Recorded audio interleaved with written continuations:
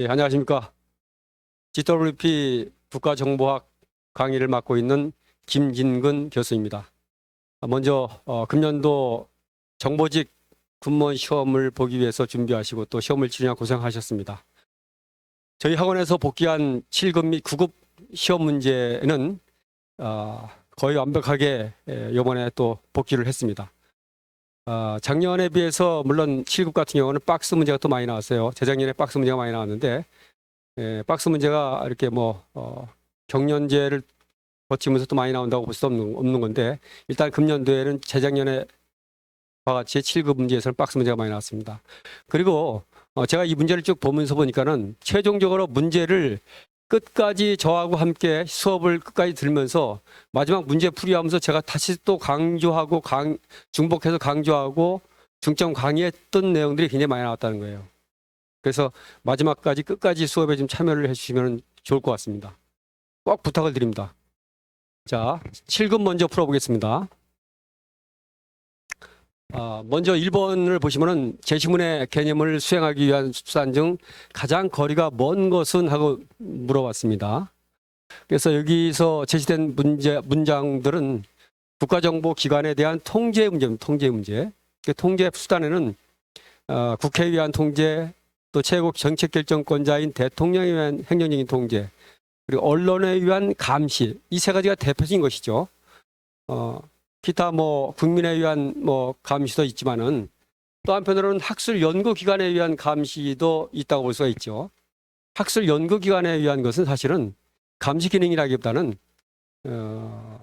국가정보기관의 역할, 임무, 구조 이런 부분에 대해서 학술적인 연구를 통해서 나중에라도 이제 국가정보기관에서 어떤 발전, 국가정보기관의 발전을 도모하기 위한 방법이지 이것이 어떤 감시나 통제의 개념은 아닙니다.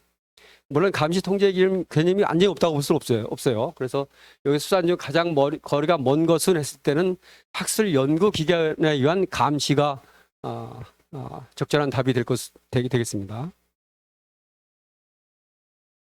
2번. 다음 중 국가정보의 분류에 대한 설명으로 가장 적절하지 않은 것은 국가정보를 분류하는 방법에는 장소, 어떤 대상 지역에 의한 방법이 있죠. 그다음에 사용 목적에 의한 방법, 또 시간적인 측면에서의 시계열적인 측면의 분류가 있고, 또 한편은 수집 수단에 의한 방법도 있죠. 이 네 가지가 있어요. 여러 가지 방법이 중에서 이제 네 가지가 대표적인 건데 여기서 보시면 정보 목표의 대상 지역에 따라 국내 정보와 국외 정보로 구분되는데 오늘날 대부분의 민주국가는 국외 정보에 치중하면서 국내 정보 활동은 법적으로 금지하는 경향이 있다 이렇게 나왔죠. 국내 정보 활동은 뭡니까? 국내 정보 활동은 대표적인 것이 방첩 활동이에요. 국내에서 방첩 활동은 현재 범위가 기존에는 방첩 활동의 목적이 상대 정보 기관에 대한 활동을 감시하고 이들이 우리의 정보를 탈취해 가려고 하는 것을 방지하기 위한 활동들이었는데 주로 상대 정보 기관에 대한 것이 대상이었는데 지금은 어떻게 돼요? 그 방첩의 범위가 점점 넓어지면서 테러, 국제범죄, 마약, 사이버 테러 이런 분야까지도 확대되고 있는 거죠. 심지어는 환경, 그다음에 질병 이런 부분까지도 확대가 되고 있는 것이죠. 방첩 범위가. 그러다 보니까 어떻게 됐어요? 국내 정보 활동이 법적으로 금지하는 것이 아니라 오히려 법적으로 많은 부분들을 허용을 할 수밖에 없는 상황이 됐어요. 미국 같은 경우 9.11 테러 이후에 어떻게 됐습니까? 9.11 테러 이후에 훨씬 더 방첩 활동을 강화했죠. 테러범들에 대한 모니터링과 테러 방지를 위해서 많이 강화된 거죠. 그래서 국내 정보 활동을 법적으로 금지하는 경향이 있다는 것은 완전히 잘못된 방향이죠. 예. 그다음에 이제 목적에 따라서는 국가 정책의 수립과 집행을 지원하는 정책 정보, 그다음에 국가 안보에 유의되는 간첩 반국가 활동 세력을 모니터링하는 보안 정보로 구분되죠. 그다음에 시계열적으로 어떻게 돼요? 현형 정보, 기본 정보, 그다음에 판단 정보 이렇게 세 가지로 구분되죠. 예, 3번에 이렇게 돼 있죠. 그래서 비교적 변하지 않는 기본 정보, 또 변화 동향 및 현재 상태의 의미 등에 관한 현형 정보, 그리고 미래 추세와 전망에 관한 판단 정보 이렇게 세 가지로 구분하죠. 시결적으로는 또 수집사람들로 보면 공작원이라든가 협조자, 망명자 등을 이용한 인간 정보, 그리고 항공기, 인공위성, 감청 장치, 레이더 등 과학기술 장비를 이용한 기술 정보 수집수단, 그다음에 신문, 방송, 인터넷, 학술지 등을 이용한 공개 정보로 이렇게 수집수단에 의한 구분을 할 수가 있겠죠. 그래서 2번의 답은 뭐 너무 쉽죠. 이런 것들은. 그다음에 3번. 다음 정보 분석의 절차와 단계에 대한 설명으로 가장 적절하지 않은 것은 이렇게 나왔어요. 절차와 단계. 그래서 1번을 봅시다. 1번은 분석과제의 정의는 정보가 필요한 이유와 분석관에게 요구하는 내용을 파악하는 것인데, 예를 들어 우크라이나 전쟁에 대한 정보 요구가 있다면 전쟁 상황 파악을 요구하는 것인지, 아니면은 북한의 무기 제공 실태를 파악을 요구하는 것인지, 이런 것을 검토하는 것이다. 분석과제에 대해서. 이건 뭐 전반적으로 그냥 맞는 말이에요. 분석과제를 선정할 때는 분석관이 요구된 정보를 바탕으로 해서 분석과제를 이렇게 구체적으로 선정을 할 수가 있겠죠. 그 다음에 가설 같은 경우는 여러 가설을 이렇게 만들 수가 있는데, 가능성이 있는 가설을. 그런데 문제는 상식적으로 수용할 수 있는 범위를 넘어서는 가설은 오히려 정상적인 분석 판단에 지장을 초래할 수 있기 때문에 배제해야 한다, 이렇게 나왔어요. 이것도 9.11 테러 상황을 우리가 보면은 9.11 테러를 예측하지 못했던 가장 결정적인 부분들이 정보기관 간의 협의뿐만 아니라 상상력의 부족이라고 했죠. 상상력의 부족. 그래서 9.11 테러를 당하고 나서 미국 같은 경우는 대안 분석 기법과 경쟁 분석 기법을 더 강조하고 있는 것이죠. 대안 분석 기법은 뭐예요? 완전히 정반대의 가설까지도 고려해서 논쟁을 하는 것이죠. 예. 그랬을 때 여기서 상식적인 수용을 넘어서는 범위의 가설은 분석의 차단을 지장을 초래하는 것이 아니라 더 반대의 상황까지도 고려하고 상상력을 넓혀주고 또 가능성이 없는 부분까지도 고려할 수 있는 그런 기회를 제공하기 때문에 이것은 뭐 지장을 초래하는 것이 아니라 생각의 영역을 더 넓혀지는 것이죠, 오히려. 예. 그래서 이것은 완전히 잘못된 문장이 되겠죠. 그 다음에 3번 첩보 수집은 수집부서에서 수집을 요청하거나 축적된 데이터베이스 검색 등을 통해서 이루어지는데, 첩보가 입수되면 우선 신뢰성 평가가 중요하죠. 그래서 기만 첩보를 제거해야 한다. 이건 기본이 되겠죠. 그 다음에 가설 검증은 유리한 가설이라 하더라도 가설 결정적으로 배치되는 확실한 증거 자료가 있는지 확인하는 것이 중요하다. 그리고 이 과정에서 분석관의 어떤 인지적인 편견이 작동되지 않도록 하는 것이 중요하다는 것이죠. 예, 이건 맞는 말이죠. 예. 그래서 3번에 답은 2번이 되겠죠. 4번 해킹 메일 유포 예방 대책으로 정보 담당관이 조치해야 할 사항으로 가장 적절하지 않은 것은 이렇게 나왔어요. 자, 의심 메일 수신 시 발송자에게 동일 메일로 발송 여부 확인을 후에 열람한다. 이것은 전혀 우리가 상식적으로 여러분이 정보사회라는 공부를 해보고 또 국가정보학에서 피싱에 대한 개념을 아신다면 이건 당연히 아니죠. 피싱은 그렇게 메일이라든가 SNS 통해서 그야말로 낚는 거죠. 내 아이콘을 누르게 한다든가 이메일을 열어보게 만드는 것이죠. 그러므로 해서 상대의 그 인터넷 그 정보가 전부 다 나하고 연결이 되고, 그러므로 해서 상대의 각 전자정보에 대한 모든 신상들이 많이 노출이 되는 것이죠. 그것이 피싱이죠, 피싱. 1번이 피싱의 대표적인 그 개념이죠. 예. 그래서 1번은 아니죠, 당연히. 그죠? 예방대책으로. 또 이렇게 정보 담당관이 해킹 메일 유포 예방을 위해서 기관 내부에서 사용 메일이라든가 메신저, P2P, 소셜 네트워크 사용 접속을 차단시키는 거죠, 당연히. 인터넷 PC에 또 업무용 USB만 사용을 하고 업무용 USB 연결도 마찬가지 금지를 시켜야죠. 당장 이런 그 해킹 메일 유포를 감지를 했다면은 또 비인가 USB 메모리도 차단을 당연히 해야 되겠죠. 또 운영 체계 및 문서 편집기 최신 보안 패치라든가 백신을 업데이트해야 되겠죠. 이런 건 기본적으로 우리가 상식적으로 여러분들이 이 문제는 크게 어렵지 않았으리라고 봅니다. 5번.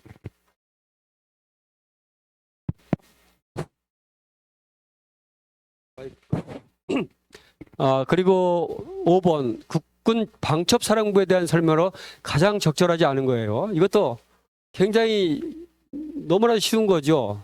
물론 문재인 정권 당시에는 방첩사가 안보지원사령부로 명칭이 되어 있으면서 민간인에 대한 수사에 대해서 굉장히 민감했어요.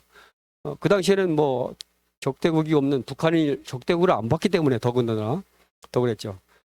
그런데 지금 윤석열 정부 들어서 2022년도에 다시 방첩사라는 명칭으로 변경이 되고, 방첩사 고유의 임무는 기무사, 안보지원사령부 고유의 임무는 방첩입니다. 방첩 임무.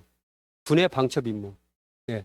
군에서 국가 안보를 위해서 간첩 행위를 하는 것들에 대해서 방지하는 임무가 바로 방첩사의 임무예요.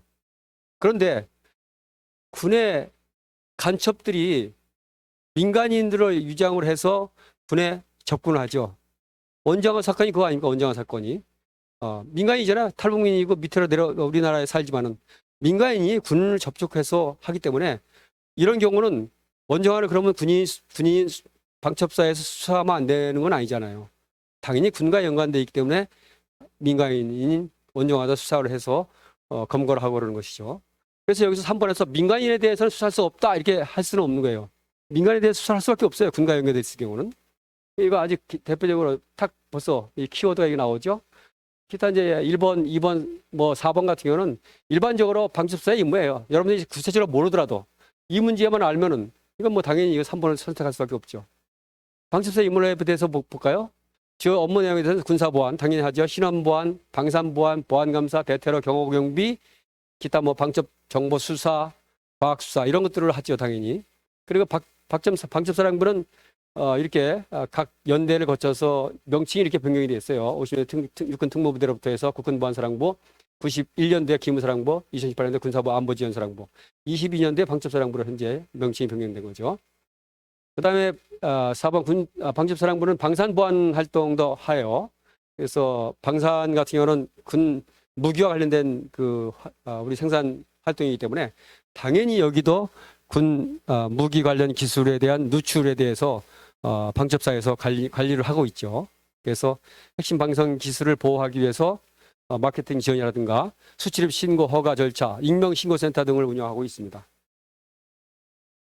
6번 정보순환 과정을 요구, 수집, 처리, 분석, 배포 5단계로 나눌 경우 요구와 분석에 해당하는 것을 각각 적절하게 적절하게 고른 것은 이렇게 나와 있죠. 그래서 요구는 어떤 내용이냐, 그 다음에 분석은 어떤 내용이냐 하는 거예요. 여기서 5가지 중에서 1번 기억, 각종 정보 활동을 통해 필요한 자료와 첩보를 구한다. 이거 수집이죠. 수집 단계죠. 2번 국가정보기관이 필요한 정보 수요가 있을 경우 전체 계획을 수립한다. 뭐야 이것은 기획이죠. 기획. 예, 기획 요구 기획이죠. 이게 요구 기획. 그죠? 예, 요구 기획이죠. 그다음에 요구 기획이니까 뭐예요? 요거 맞죠? 이게 니은이. 그죠? 니은이 맞죠? 그다음에 디귿 획득된 각종 첩보에 대해 분석관이 분석하기에 적합한 형태로 변환하는 작업을 수행한다. 이건 처리죠. 처리. 예. 그래서 요구 기획, 수집, 처리, 분석, 생산, 전파, 사용, 순환. 그렇게 돼 있죠? 총 7단계. 그래서 이것은 당연히 처리고요. 니을은 생산된 정보 보고서를 정보 수요자에게 전달하는 과정으로 정보 생산자, 소비자 간의 효율적인 소통이 요망된다. 이것은 배포 또는 순환, 소통, 순환이 되겠죠. 그 다음에 미음, 양적 분석과 실적 분석. 이거 분석 방법이 나오죠. 당연히 분석이죠. 이것은. 그렇죠? 장기 분석과 단기 분석, 균형이 필요하고 정보한 개인이나 정보 조직 내에서의 분석이 오류를 피해야만 정보 왜곡을 최소화할 수 있다. 그래서 여기서 요구와 분석에 해당하는 것을 고른 것은 뭐예요? 니은, 미음이죠. 이거 니은이 요구고 미음이 분석이죠. 7번 미국의 경우 국가 이익의 종류를 이제 사활적인 이익, 핵심적인 이익, 중요한 이익, 그다음 지역적인 이익으로 구분을 해요. 그러면 여기서 핵심적인 이익을 설명한 것은 무엇이냐 이렇게 나왔어요. 이것도 여러 번 설명했죠. 그래서 방치하더라도 비교적 적은 손실만이 예상되는 상황으로 주의깊게 관찰이 하는 자세가 필요하다. 이건 뭐예요? 지역적인 이익이에요. 지역적인 이익이요. 2번 적절한 대응을 하지 않고 방치할 경우 심각한 손실이 예상되는 상황으로 지속적이고 광범위한 대책 강구가 필요하다. 이것은 바로 뭐예요? 중요한 이익이 되겠죠. 그리고 3번 같은 경우는 뭐예요? 국가 존립을 위협하는 사태. 이것은 뭐예요? 전쟁과 같은 상황이 벌어진다. 이런 것은 뭐예요? 바로 사활적인 이익이에요. 사활적인 이익. 4번 국가안전보장과 질서에 치명적인 손실을 초래할 수 있는 상황으로 가능한 단시일 내에 강력한 대응이 필요하고 그다음에 행정부의 긴급한 기획과 대통령의 깊은 관심이 요구만 되는 상황. 이것이 바로 이제 전체적인 상황을 봐서 이것이 그래서 두 번째 상황으로 볼 수 있겠죠. 이것이 바로 핵심적인 이익이에요. 이것이 4번이. 자, 8번 제시문에 부합하는 정보 분석기구의 유형으로 가장 적절하지 않은 것은 해서 미국의 예를 들어서 2차 세계대전 이전에 미국은 각 정보기관이 개별적으로 수집 분석 활동을 했어요. 여기서부터 유래를 한 거예요. 그래서 부서 간의 결의 없이 수집 및 분석된 정보는 해당 부서에서만 활용하도록 하고 이에 대한 이 분석 기구에 대한 장점은 생산 부처에 필요한 정보를 신속하게 제공해 줄 수 있다는 장점. 그리고 부처 업무에 전문성이 있는 분석관이 분석함으로써 신뢰성이 더 있다. 이런 측면의 장점이 있고, 단점으로는 정보 분석이 이제 중복이 되는 거죠. 기구 간에. 그리고 또 정보 분석 기관 간의 협업이 제대로 안 됨으로 인해서 어떤 조기에 정보를 제공하는데 좀 제한을 준다 하는 이런 장단점을 갖고 있는 이 분석 기구 유형이 무엇이냐는 거예요. 네. 장단점을 보시면 바로 나타나고, 또 여기서 어떻게 돼 있어요? 교류 없이 수집 분석된다고 하면 뭐예요? 분산형이죠, 분산형. 각각 하는 거니까는, 예. 그렇지만 분산형, 중앙 집중형은 중앙에서 수집부서에서 수집관에서 수집한 정보를 받아서 중앙에서 바로 하나의 답을 내는 것이죠. 그죠? 혼합형은 어떻게 되어 있어요? 수집한 기관이 분석까지 같이 하고, 또 중앙기관에서 또 수집 분석을 같이 하고, 이런 거죠. 그죠? 경쟁적인 분석형은 뭐예요? 각 기관 간에 경쟁적으로 분석을 하고 그걸 취합하는 그런 방법. 그래서 현재 경쟁적 분석형이라든가 대안 분석 기법이 더 이제 많이 활용이 되는 상황이죠. 추세적으로. 그래서 여기 답은 분산형이죠. 8번에. 9번. 다음 중 국가 정책과 정보의 관계에 대한 설명. 자, 국가 정책과 정보. 정보와 정책은 어떻게 되어 있어요? 서로 간에 침범을, 정책은 정부의 안에 들어가서 간섭을 할 수 있죠. 어떤 방법에 의해서? 의회, 행정부, 대통령, 언론, 정보에 들어가서 간섭할 수 있는 거잖아요. 컨트롤 하잖아요. 그렇지만 정부가 정책에 직접 관여를 한다? 정부는 그야말로 정보만 제공해 줄 뿐이지 그것을 취사 선택해서 사용하는 것은 정책 결정권자의 권한이에요. 근데 그 권한을 넘어서 정보가 들어가서 이것을 바로 이렇게 하시오 하고 얘기는 못하는 거죠. 그래서 정보는 정책에 직접 관여할 수 없다. 이것이 뭐예요? 반투과성막 원리죠. 반투과성막. 정책은 정보 범위를 넘어서 왔다 갔다 할 수 있는데 정보는 정책의 범위를 통과할 수 없다. 그 의미죠. 그래서 3번 같은 경우는 뭐예요? 바로 국가 정보가 정책을 지원하는 것을 넘어 정책을 주도하는 기능을 할 수 있다. 이렇게 나왔죠. 그럼 이게 뭐예요? 바로 정부가 정책을 관여할 수 있다는 것이죠. 그럼 반투과성 막 기본적인 원칙에 위배되는 것이죠. 이것도 너무 쉬운 문제죠. 이것도. 그래서 하여튼 국가정보라는 것은 국가안보, 군사작전, 외교정책을 결정하는 중요한 자료이지요. 그래서 국가정보 활동을 어떻게 계획하고 추진할 것인가 하는 정보정책은 굉장히 중요하다. 일반적인 말이죠. 또 미국의 부시 대통령이 이라크의 핵개발 의혹을 뒷받침하는 CIA 정보를 기초로 이라크 침공을 결정한 것이 정보 실패인지 정책 실패인지 아직도 논란이 있어요. 그다음에 국가정보는 전략적 기습을 예방하는 것이 중요한 임무죠. 그래서 적대국의 역량과 전략적 전술적인 의도를 추적하고 위협을 분석 평가하는 것이 이것이 바로 국가정보기관의 기능이고 역할이고 임무예요. 기본적인 사항들이 이렇게 나와 있고 결정적으로 이런 잘못된 내용이 딱 들어가 있죠. 10번. 제10원에 나타나는 정보의 효용에 대해 해당하는 것은 가장 적절하지 않은 것은. 이것도 굉장히 쉽죠. 다다익선. 다다익선이 바로 나왔죠. 야, 시간, 통제, 접근, 효용.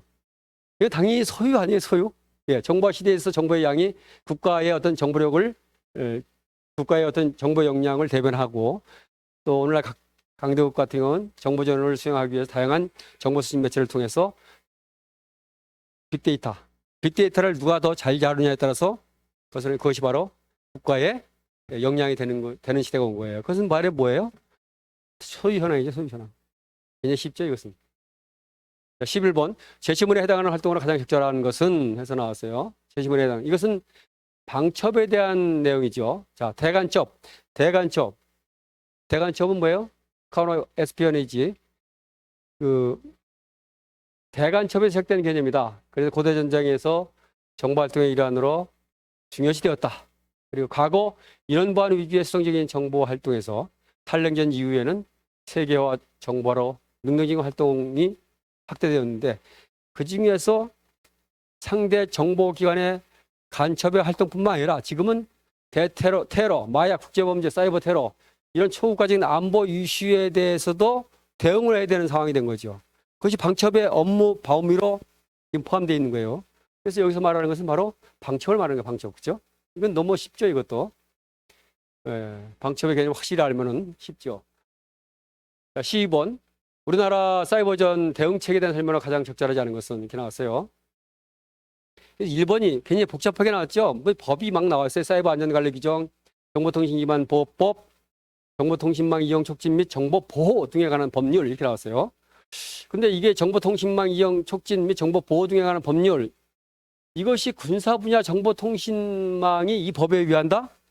좀 이상하잖아요. 이 정보통신망 이용 촉진, 이건 정보통신부라든가 방송 분야, 이 분야에 관한 법이에요. 이거 사실은. 그래서 군사 분야 정보통신망에 이 법을 적용해서 사이버 대응체계를 구축한다. 이 문제 자체가 잘못된 거죠. 또한 마찬가지 중앙행정기관, 지방자치단체, 공공기관 마찬가지 사이버 안전관리 규정. 사이버 안전관리 규정은 사실 국정원의 적용 규정이에요. 국정원. 물론 국정원이 컨트롤할 때 이 규정에 의해서 각 중앙행정기관이라든가 지방자치단체, 공공기관을 컨트롤할 수는 있겠지만은 이 중앙행정기관, 지방자치단체, 공공기관이 직접 사이버 안전관리 규정을 직접 접촉받는 건 아니죠, 사실은. 그래서 이 문제, 1번 문제가 틀린 문제입니다. 여기서. 그 다음에 이제 2번은 뭘까요? 사이버 공격에 대한 각 국가 차원의 체계적인 대응을 위하여 국가정보원장 소속하에 국가사이버안전센터 두고 있죠? 기구 있죠? 그래서 국가 공공기관 정보통신망에 대한 관제 업무를 전반적으로 하는 것이 국정원의 현재 수행 임무고요. 사이버 분야에서. 그 다음에 중앙행정기관의 장이 사이버 공격으로부터 인한 어떤 사고가 발생하거나 또 징후가 있을 때는 이때는 피해를 최소화하기 위해서 즉각적으로 중앙행정기관의 장이 조치를 해요, 먼저. 그리고 나서 그 사실을 국가정보원장에 전달하고 국가정보원장은 그 전달을 받고 나서 이것이 범정부적인 차원의 어떤 위협 요소다 할 경우는 사이버 위기대책본부를 구성해서 운영할 수가 있어요. 예, 맞는 말이죠. 또 민간부문 정보통신망은 한국인터넷진흥원 소속 인터넷 침해 사고 대응 지원센터가 실시간 모니터링하면서 민간부문 정보통신망은 한국인터넷진흥원에서 임무를 수행하죠. 사이버 공격에 대해서. 그렇죠? 예. 그것도 맞는 말이죠. 예. 그래서 12번의 답은 1번이 되겠습니다. 13번. 비밀 분류 원칙 및 지침으로 가장 적절하지 않은 것은, 이것도 제가 마지막 시험 문제, 모의 문제하고 모의 문제 보고 시험 문제 볼 때 이것도 강의 한 번 했어요. 다시 한번 강조도 했고. 1번. 비밀은 그 자체의 내용과 가치의 정도에 따라 분류해야 하며, 맞아요. 여기까지. 다른 비밀과 관련하여 분류해야 한다? 아니라 그랬죠? 예. 옆에 있는 책이 2급이라고 해서 내가 생산된 내용이 2급 내용과 비슷하다고 해서 내가 생산된 내용한테 2급으로 분류하면 안 된다는 말이에요. 예. 이 책을 만든 고유의 목적, 이 책이 갖고 있는 기본적인 목적과 부합한, 사용 용도에 부합한 비밀을 등급을 분류해야 되는 거예요. 그래서 다른 비밀과 비교해서 다른 비밀이 2급이기 때문에 내가 만든 비밀도 2급이 돼야 한다. 그런 개념이 아니라는 거예요. 이거 분명히 강의했어요. 또 비밀은 적절히 보호할 수 있는 최고 등급이 아니라 최저 등급으로 분류한다 그랬죠? 예. 내가 만든 비밀이 3급인데, 3급이 적절한데 2급으로 분류했다? 아니죠. 2급으로 분류하면 더 한 단계 높은 비밀 등급으로 분류했기 때문에 그럴 필요가 없다는 거예요. 최저 등급으로 분류했네, 가능한. 비밀만 최고 등급이 많은 비밀만 갖고 있으면 그게 좋은 건 아니죠. 최저 등급으로 분류를 하며 과소하게 분류해서 안 난다. 이건 맞아요. 예. 여기서 최고 등급이 아니라 최저 등급이죠. 기업과 니은이 틀렸네요, 벌써. 바로 나오네요, 여기서 답이. 자, 디귿, 각급 기관의 장은 비밀 분류를 통일성 있고 적절하게 하기 위해서 세부 분류 지침을 각급 기관장이 해요. 작성하고 시행해요. 그리고 나서 세부 분류 지침을 굳이 공개할 필요는 없죠. 자체 분류 기준이니까. 자, 그 다음에 비밀은 그 자체의 내용과 가치 정도에 따라서 분류하여야 하며 다른 비밀과 관련해 분류해서는 안 된다. 기업과 대치되는 말이죠. 다른 비밀과 분류해서는 안 된다. 이 니을이 맞는 말이죠. 예. 여기서는 기억 니은이 적절하지 않은 내용이 되겠죠. 자, 14번. 국정원의 직무에 대한 설명으로 가장 적절하지 않은 것은 이렇게 나왔어요. 국정원. 이것도 마찬가지 제가 마지막 다 강조했어요. 국정원은 보안감사를 직접 하지 않아요. 각급 행정기관에 대해서. 국방부는 국방부 장관 책임하에 하게 돼 있고 행정부는 행정부 장관 책임하에 하게 있는 거예요. 그래서 각 기관에서 보안감사, 보안 생활을 강조하고 보안 감사를 하고 나서 결과를 보고해주고 또 사고가 있으면 사고 처리를 의뢰도 하기도 하고 그런 것이지 국정원은 직접 보안 감사까지 하지 않는 거죠. 그래서 3번이 대표적으로 틀린 문제고요. 자, 1번 볼까요? 중앙행정기관, 대통령 소속기관과 국무총리 소속기관을 포함하죠. 중앙행정기관 및 그 소속기관과 국가인권위원회, 고위공직자 범죄수사처, 행정기관 소속위원회의 설치 운영에 관한 법률에 따른 위원회 대상 사이버 공격 및 위협에 대한 예방 및 대응을 한다. 국정원에서. 예. 크게 틀린 문제 아니고, 뭐 세부적으로 모르더라도 일단은 사이버 공격 및 위협에 대한 임무는 국정원이 총괄적으로 하고 있잖아요. 자, 또 국가안보와 국익에 반하는 북한 외국인, 외국단체, 초국가 행위자 또는 이와 연계된 내국인의 활동을 확인, 견제, 차단하고 국민의 안전을 보호하기 위하여 취하는 대응 조치다. 이거 뭐예요? 테러에 관련된 내용이죠, 이것은. 국정원은 하고 있잖아요. 대테러 활동. 그 다음에 형법 중에 내란 외환죄, 분양법 중에 반란죄, 암호부정 사용죄, 군사기밀보호법에 규정된 죄에 관한 정보를 수집, 작성, 배포한다. 이런 임무를 수행해요. 이게 국정원법에 나와 있죠. 기본적으로. 그래서 3번이 잘못된 내용이죠. 여기서. 15번 제시된 문의 내용에 해당하는 비밀공작으로 가장 적절하는 것은 여기서도 굉장히 쉬운 문장이죠. 여기서 비밀공작은 자국에 대한 상대국의 지지자, 동조자를 확보하기 위한 목적으로 비밀공작의 종류 중에 이것이 과연 어떤 거에 해당되느냐 하는 거예요. 선전공작, 뭐 정치공작, 경제공작, 전복공작, 그 다음에 준군사공작, 뭐 이런 것들이죠. 그 중에서 이것이 어느 거에 해당되느냐 하는 거예요.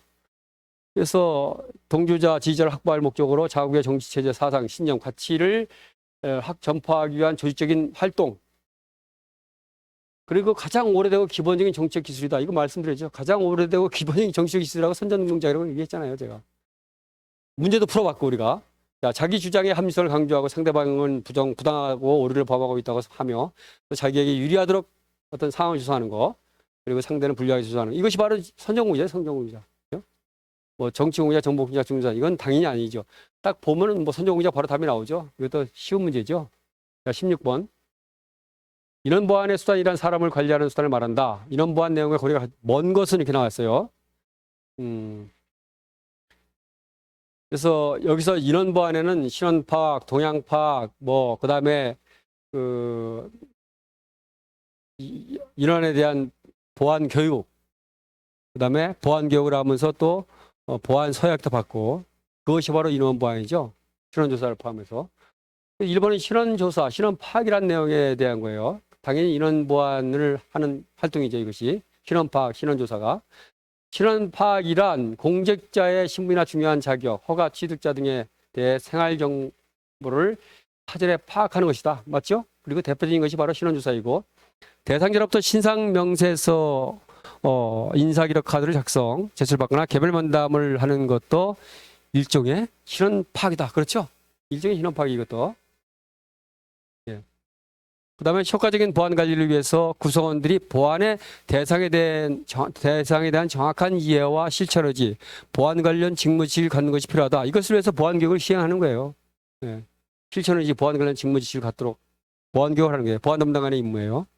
여러분들이 임명이 돼서 시험에 합격해서 임명이 되면은 정보직 군무원으로서 보안 담당관 임무 수행을 많이 하게 돼요. 그럴 때 이 보안 교육을 이렇게 해야 되는 거예요. 신원 조사도 하고. 예.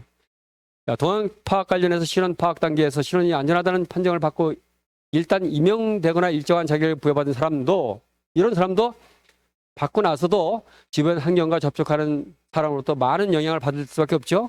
그래서 이 사람들에 대한 직무 자세, 준법성의 문제 등에 대해서 계속 모니터링 해야 되는 거예요. 예. 그래서 혹시나 이 사람들이 불순한 기도나 유혹으로부터 침해를 당하지 않나, 그로부터 보호해주기 위해서 하는 것이 바로 동향 파악이 동향 파악. 여기서 4번은 보안 조치란 이렇게 나왔죠. 예, 보안 조치란 비밀을 열람하거나 지출할 때 사전에 그 조치를 취하는 거예요. 보고하고 내가 보고한다. 이것이 보안 조치거든요. 근데 여기서 보안 조치의 내용이 아니라 이것은 지식한 기밀을 누설하지 않겠다는 다짐을 받는 것으로서 심리적인 압박을 주어 기밀을 철저히 보호하는 데 목적이 있다. 이것은 바로 보안 서약이 보안 서약. 이 보안 서약은 가능한 여러 명 단체로 하는 것보다 개인 대 개인으로 하는 게 좋겠죠, 아무래도. 그래서 이건 보안 서약을 말하는 거예요, 4번은. 보안 서약. 그래서 4번이 잘못된 내용이죠. 17번.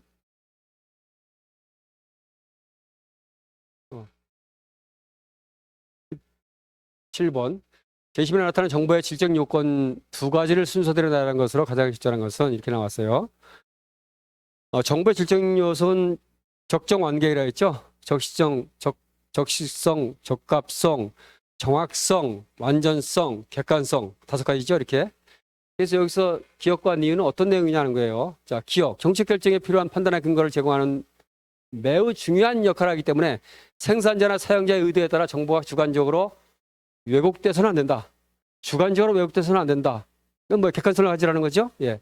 왜곡될 경우 정보는 생산자나 사용자가 선언하는 정책을 합리화하는 도구로 전락하게 된다는 거죠. 주관적이 될 때는 왜곡되고 주관적이 될 때는. 그래서 이것은 뭐 객관성을 말하는 거예요. 객관성. 그렇죠?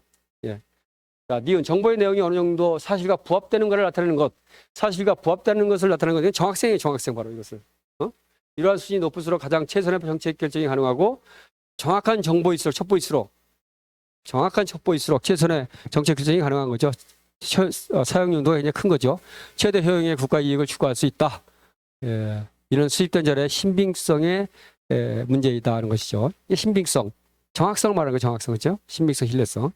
그래서 이 답은 기억은 객관성, 니은은 정확성을 말하는 것입니다. 18번. 테러리즘에 대한 설명으로 가장 적절하지 않은 것은 9.11 사건을 계기로 테러에 대한 국제적인 관심이 고조되었고 미국은 애국법을 제정하고 테러 조직을 근절을 위해서 아프가니스탄에 대한 전쟁을 시행했죠. 그 다음에 대테러 국제위협을 위해서 국제협력을 위해서 미국 같은 경우는 유럽이라든가 중동 아시아 국가들 회원으로 참여하는 대테러 정보센터를 DNI에 두고 있는 것이죠. 그래서 상호 협력 체계를 강화하고 있고 한국은 김선일 씨 피살 사건을 계기로 테러 방지법 제정의 필요성이 제기되었으나 국민의 기본권 침해 가능성 등을 이유로 해서 아직도 제정이 이루어지지 않고 있다 하는 것인데 김선일 씨 피해살 사건으로 인해서 오히려 테러 방지법이 더 만들어져 있어야 되겠죠. 이 문제는 사실은 아직까지 제정이 이루어지지 않고 있다는 것은 사이버 테러 관련 법률이 되겠습니다. 테러 방지법은 이미 있죠. 여러분 제가 관련 법령에 나눠줄 때 테러 방지법이 있었죠. 그 테러 방지법은 2016년도에 박근혜 정부 당시에 야당이 반대에도 불구하고 테러 방지법이 통과가 됐죠. 그래서 2016년도 이후로 제정된 법이 됐습니다. 그래서 이미 테러 방지법 만들어졌어요. 4번. 오늘날 해킹 기술을 이용하여 인프라를 공격하고 정보를 절취하는 사이버 테러가 자행되고 있는데 정부는 북한 해킹 조직 김숙기에 대해서 2023년도 독자 대북 제재를 하였다. 2023년 했는지 몇 년 했는지 하여튼 김숙기에 대해서 대북 제재를 했는데 이런 사법 내용이 맞는지 안 맞는지 모를 가능성도 있겠죠. 그렇지만은 이거 확실히 틀리잖아요. 이것은 테러 방지법이 제정이 안 됐다고 하니 말이 안 되죠. 이미 제정되고 여러분들 공부까지 했는데 이건 너무 쉬운 문제지 이것도. 그래서 다른 내용들이 좀 아리까리한 내용이 나오더라도 명확히 틀린 내용들이 이렇게 중간중간에 나온단 말이에요. 제가 강의할 때 분명히 말씀드렸지만 명확히 알고 있는 내용들을 중심으로 해 판단하면 된다니까요. 자, 다 할 수 없어요. 다. 국가정보가 워낙 영역이 넓어가지고 단어 하나하나 의미가 하나하나 다 할 수 없어요. 그렇지만 개념을 알고 있으면은 핵심적인 개념만 알고 있으면 이렇게 분명히 틀린 문제들이 나온다니까요. 19번. 대간첩 활동에 대한 설명으로 가장 적절하지 않은 것은 대간첩 활동을 위한 침투의 방법은 현지 스파이, 이중 스파이, 또 전향자를 활용하는 방법이 있죠. 그래서 자국에 침투한 적국의 스파이를 파악하는 방법으로도 유용하죠. 대간첩 활동에서. 또 대간첩 활동을 위한 첩보 수집은 주로 적대국 정보기관의 조직, 인물, 정보 기법 등을 수집하는데 공개 자료, 인간정보 수집, 길정보 수집 등을 통해서 대간첩 정보를 수집하고 있죠. 또 3번 망명자가 제공하는 정보는 이중 스파이 가능성이 있기 때문에 이들이 진술하는 내용에 대해서는 정확성이라든가 신뢰성을 객관적으로 평가를 해야 되겠죠. 당연히. 1, 2, 3번은 다 맞는 말이에요. 4번은 뭐가 틀렸어요? 스파이 용의자를 발견하면 방첩소에 착수해야 하는데 당연히 스파이 용의자를 발견하면 방첩소에 착수해야 되겠죠. 그런데 그의 스파이 활동을 차단하려고 할 때 스파이 용의자를 발견해서 이 스파이의 활동을 차단해야 되겠죠? 이럴 때는 어떻게 했어요?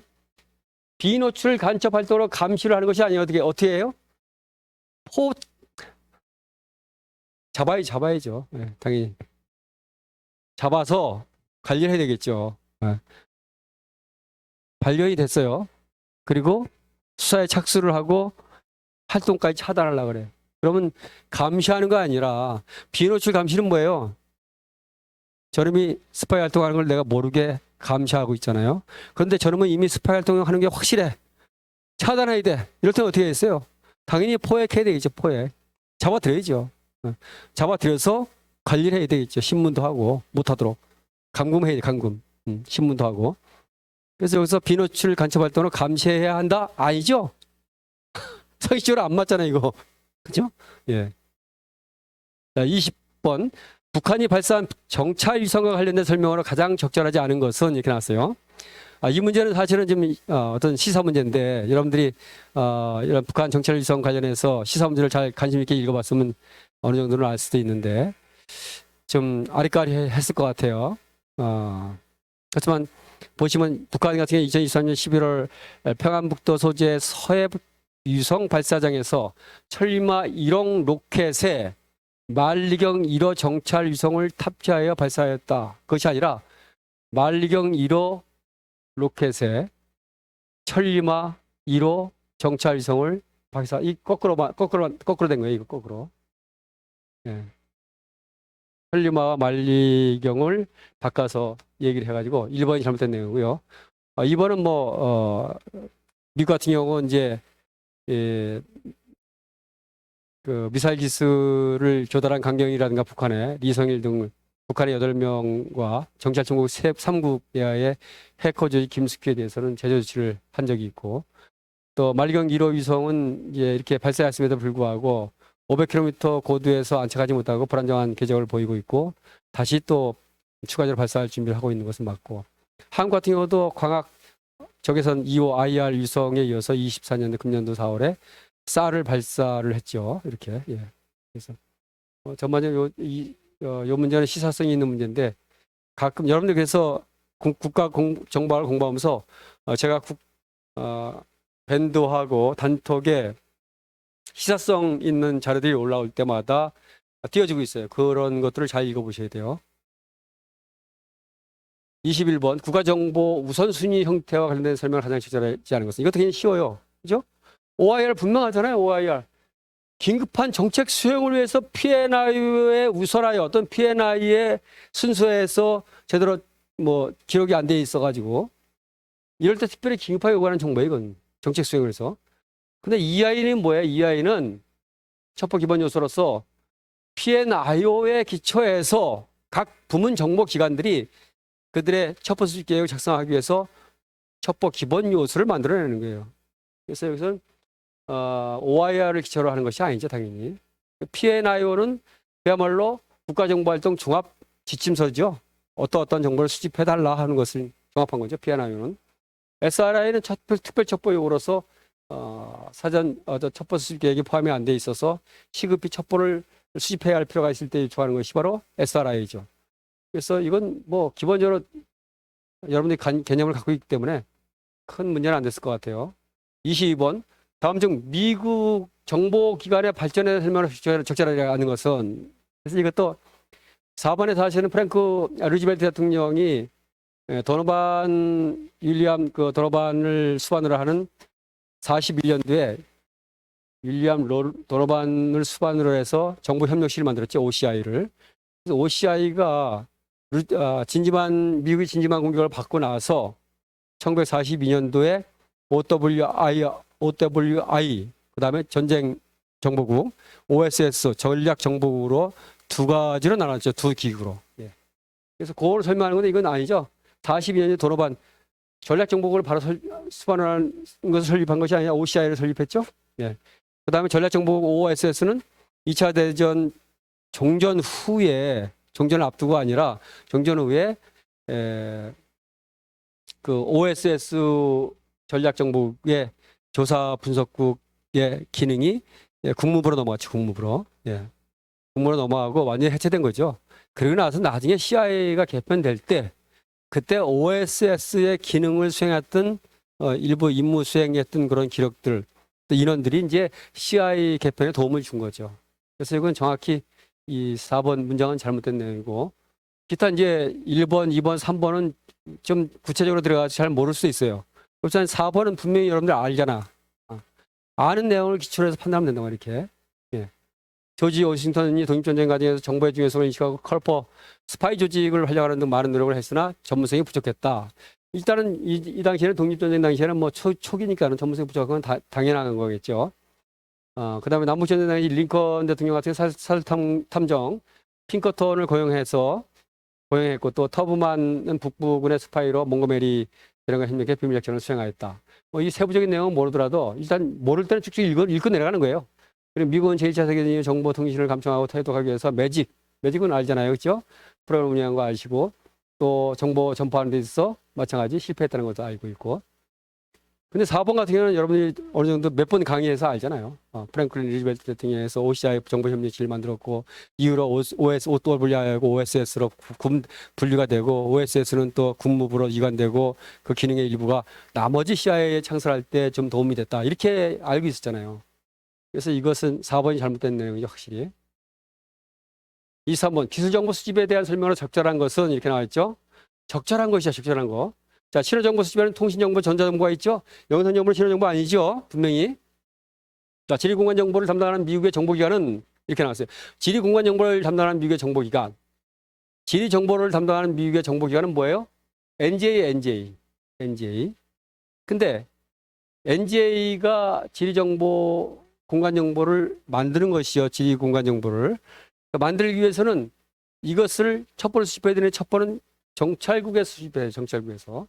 국가정찰국에서. 인공위성을 통해서 인공위성을 개발하고 또 첩보를 수집하는 것이 국가정찰국이죠. 여기서 지리정보를 수집해지면은 국가지리공간정보국에서 바로 지리공간정보를 만드는 것이죠. 맞는 말이죠? 그래서 맞는 말이죠. 2번은. 예. 근데 자, 3번. 징후계측 정보 수집을 위해서는 78년도 해외정보감시법에 따라서 법원의 허가를 받아야 된다. 왜 법원은 엄격한 조건이 충족되는 경우에만 허가한다?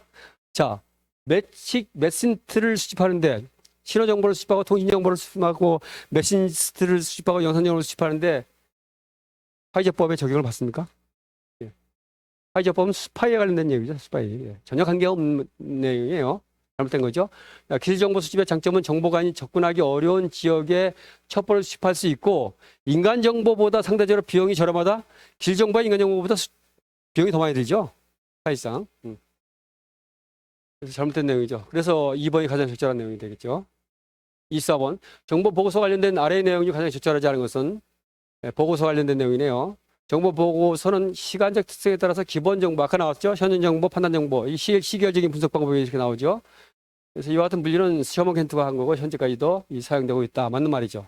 판단 정보는 현재의 상황 파악을 기초로 해서 앞으로 어떻게 정리해야 될 것인가를 예측하고 선택 가능한 정책 대안을 검토하는 것이다. 맞죠? 그리고 판단 정보는 미래 예측을 바탕으로 해서 선택 가능한 정책 대안까지도 제시해야 된다. 네, 맞는 말이에요. 그 다음에 이제 현행 정보는 어떤 조직이나 사건에 대해 현재 시점의 정세나 동향을 설명하는 것이 맞죠? 그리고 일간, 주간, 월간 이것도 현행 정보를 보는 거예요. 그래서 현재 정세나 동향을 보고한다는 점에서 현행 정보다 하는 것이죠. 자, 기본 정보에 대한 설명이네요. 4번. 기본 정보는 상황 또는 사물의 정적인 상태를 기술하는 것으로서 기본적 항목에 대해 기술하는 것이다. 여기까지 맞아요. 자, 정책 결정자가 가장 관심이 있는 정보로서 적대국가 또는 적대 세력 위협에 대한 경고 정보도 기본 정보에 속한다? 아니죠? 예, 전략 경고 정보, 현행 정보라고 했죠, 분명히. 경고는 현형이에요, 현형. 현재의 문제예요, 경고는. 현행 정보다. 기본 정보에 안 속하지 않은 거죠. 굉장히 쉬운 문제죠, 이것도. 사실. 예, 4번이 답이고요. 25번 마지막 문제. 산업보안에 대해서 나왔어요. 적절하지 않은 것. 미국은 소련이 붕괴한 이후에 신안보 위협 대응과 함께 산업보안, 나아가 경제안보 활동을 강화하고 있는데 90년대 산업스파이법을 제정하였다. 90년대 산업스파이법을 제정했는지 안 했는지 정확히 모르죠. 일단 산업보안을 선진국 위주로 해서 첨단 산업기술을 많이 갖고 있는 선진국들은 굉장히 민감하겠죠. 점점 더 갈수록. 선진국들은 당연히 산업보안을 강화하고 그와 관련된 법을 제정해서 시행하고 있다고 보면 돼요. 자, 일본은 특히나 경제적인 분야에서 굉장히 민감한 나라인데 행정부 차원에서 지식재산 보호 전략을 수립하여 대응하고 있으나 법률적 뒷받침이 없어 효율적인 산업보안 활동이 이루어지지 않고 있다? 이건 말이 안 되죠. 일본이. 부정경제 방지법에 의해서 일본은 철저히 영업비밀까지도 비밀을 유지하도록 하고 있어요. 그래서 이건 일본의 얘기로서는 너무 적절하지 않은 거죠, 사실은. 일반적인 상식적인 차원에서도. 독일 같은 경우는 연방 경제기술부가 주무부처가 되어서 연방 산업보안협회, 주산업보안협회 등의 민간단체와 협조하는 등 정부와 기업 간의 산업보안 협력 체계가 구축되어 있다. 이 산업보안 관련된 법에 대해서는 우리가 세부적으로 다루지는 않았어요. 그렇지만은 일반적으로 산업보안하면 지금 경제, 산업 부분이 국가 경쟁력에 있어서 어떤 생존의 문제가 관련되어 있기 때문에 당연히 특히나 선진국 같은 경우는 첨단 산업기술을 많이 갖고 있기 때문에 산업보안에 대해서 민감할 수밖에 없는 거죠.